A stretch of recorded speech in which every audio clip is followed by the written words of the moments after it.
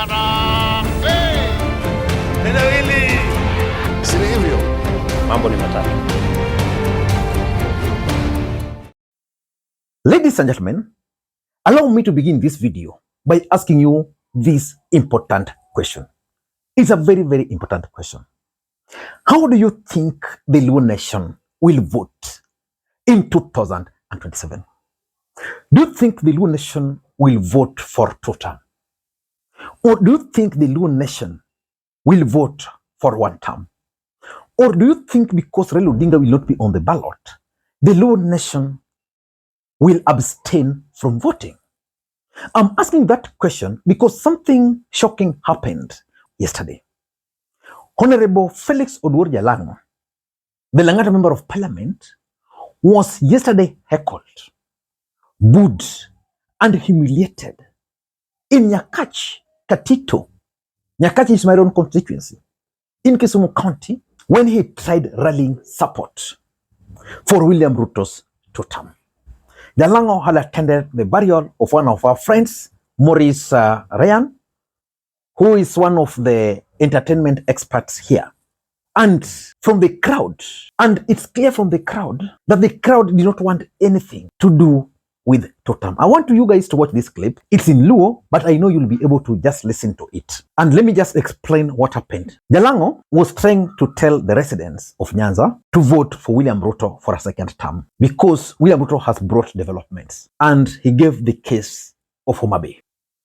And he went further and explained that in 2027, Babu Owino will be running for the governor of Nairobi.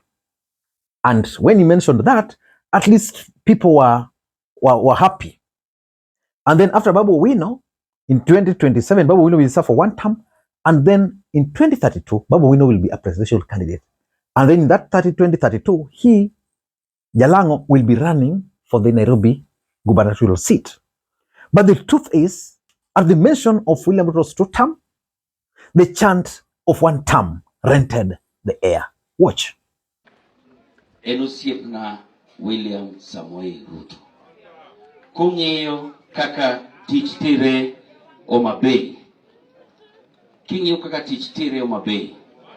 Wadwa kwayo kabisa mondo kuyie wa support jatelo aito ka use support jatelo mondo koro wadhi mbele kaka wadhi. Nyoro Raila Odinga ne State House. Kendo wach mane giwacho en wach mapek malo gimora mora mosewachi. Nikech mbele ka Babu Owino dhi bet governor ma Nairobi. Kose bet governor ma Nairobi, odhi bet one term kende governor ma Nairobi. Kose tieko governor ma Nairobi, Jalas donjo governor ma Nairobi. Babu idho malo kakora rito Nairobi. Ka Babu weyo ne kachamo muma ka having been elected the President of the Republic of Kenya, mbele ka gibe mape, wadwa kokono, aito, mbele ka ibro nilo kaka bet mbele. Nyasaye utelu, kedo an, kati wacho one term, kati wacho go, anangene nago, two term. Nyasaye utelu ya waka. Gini kore kambeti jetewa. Anuge kumugro tera. Agima kati yuki. Amer, achiemo. Awuotho gi jotelo, jodolo, jokwaya, ini wacho one term ete mang'o. Elitna mayo.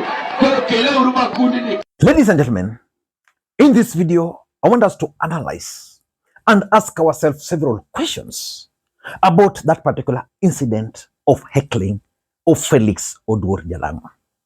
Before we do that, for those who are watching this channel for the first time, please take a second or two, click that subscribe button so that next time we produce a video like this, YouTube will automatically notify you. And to the subscribers, I want to continue thanking you guys for your continued support. Because without that support, this channel cannot be where it is. Ladies and gentlemen, this past week I've been unable to produce videos the way you normally expect. I've been dealing with a personal issue, which I think is now behind us. And beginning tomorrow, we are going to return to normalcy. Ladies and gentlemen, the first question I wanted to ask, is Nyanza really supporting the two-term narrative or the two-term movement or William Ruto's re-election? Because let's face it, for William Ruto, Nyanza is key for his re-election.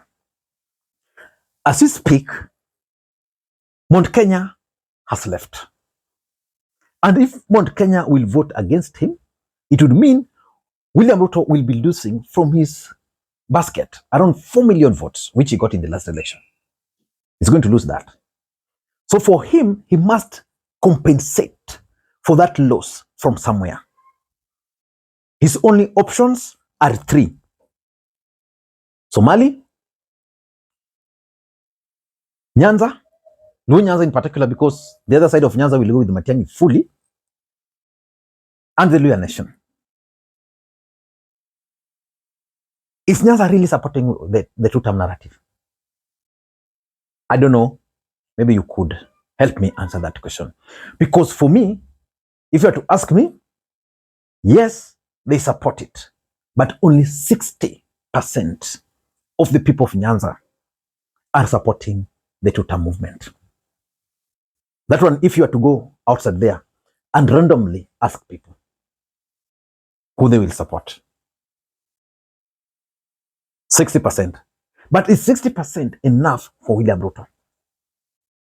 And why is he not getting the support of this 40%? Why? That's a question which probably William Ruto and his team should be able to answer. Number two, is there a disconnect between the young people, the Gen Zs, and the old people in Nyanza in regards to the two-term? Nyanza has always voted for Raila Odinga. It was expected that immediately Raila Odinga followed Ruto's footsteps, they were also going to join. As we speak, they're trying to do that, but the young people are not.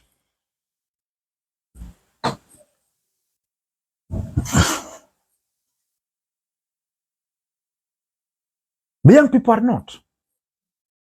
So why are the young people not embracing William Ruto? It could be as a result of very many other factors, just like in the mountain. There is the oath factor.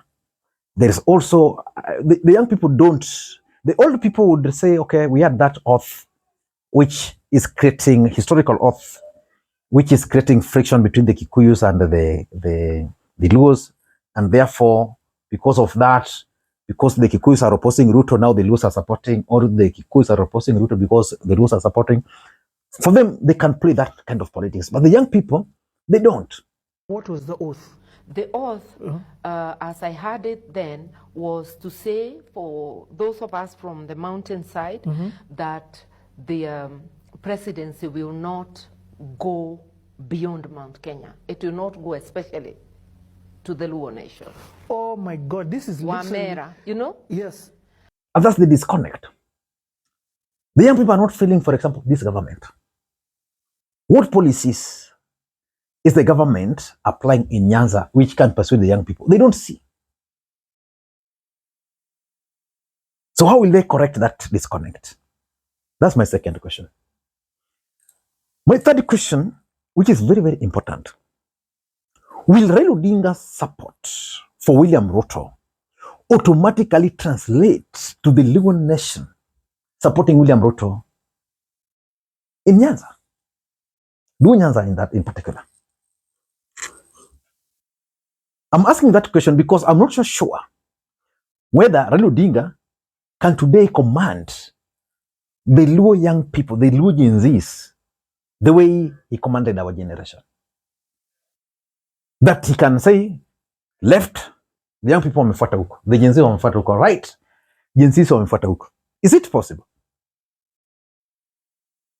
Is it possible? Because the young people were there yesterday and they were like, no, not Ruto. Which means William Ruto and his team will have to go to the drawing board to understand that not 100% of the young people will follow what Raila Odinga is saying. In fact, the other day, I told you I was in Eldoret and I was at Eka Hotel and I met some guys there who are my subscribers. And we're just discussing politics. And I told them that if there is something which is going to give William Ruto problem in Nyanza, is the assumption that because Raila Odinga is supporting them, it will be automatic.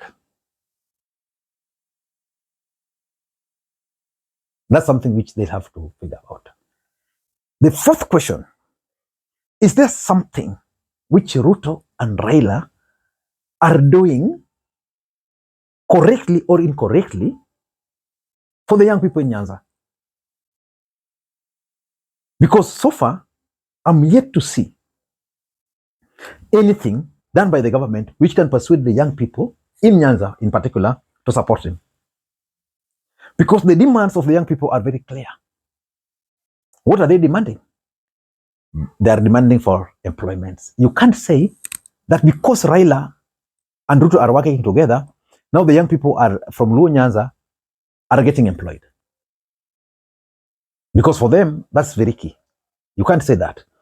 You can't say that because Raila and Ruto are working together, the funding model is not working at our universities in Luo Nyanza. So which means Raila and Ruto will have to go back to their drawing boards and figure out how do we deal with the agencies in Nyanza. Because if they won't deal with the agencies in Nyanza, you saw what happened when Albert Ojwang was eliminated during his burial. It's a time bomb for them. And lastly, this is a very important question. Why is it that the agencies in Nyanza are not embracing William Ruto? Why? Because let's face it, we are in agreement that they are not embracing Ruto. But where are they? Can you conclude that because they are not embracing Ruto, they've gone to Rigathi Gachagua? I'll say no, they've not gone. Can you say that they are not embracing Ruto, but they've gone to Kalonzo? I'll tell you confidently, no. Are you saying that they've not embraced Ruto, but they have gone to Maraga? Again, I'll tell you no. The question is, where have they gone to? Please answer that question. Until next time, this is Makwiny. Bye-bye.